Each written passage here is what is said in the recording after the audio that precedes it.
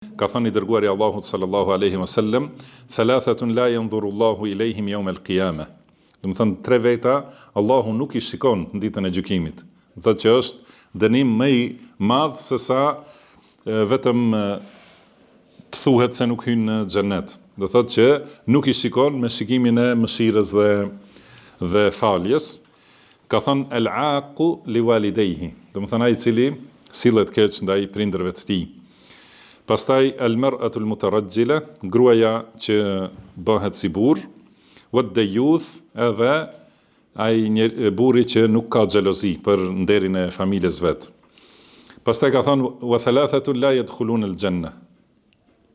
Do të thënë 3 veta nuk hyn në xhenet. Al-aqu li walidayhi.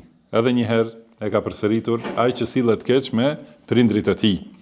Wal-mudminu al-khamra, edhe ai i cili është i dhënë pas alkoolit, do të thënë është si thuhet pra i varur nga alkooli.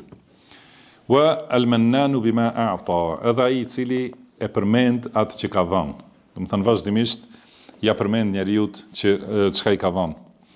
Gjithashtu transmetohet nga Anas ibn Malik radhiyallahu anhu se ka thënë pejgamberi sallallahu alaihi wasallam, la yaliju ha'it al-Quds mudminu al-khamr wala al-aqu li walidayh. Do të thënë nuk guxon të hyj në oborrin e Qudsit, ai që i bën keq prindër ose ai i cili është i varur nga alkooli, është i dhënë pas alkoolit, edhe ai që sillet keq me prindrit dhe ai i cili e përmend atë që e ka dhënë.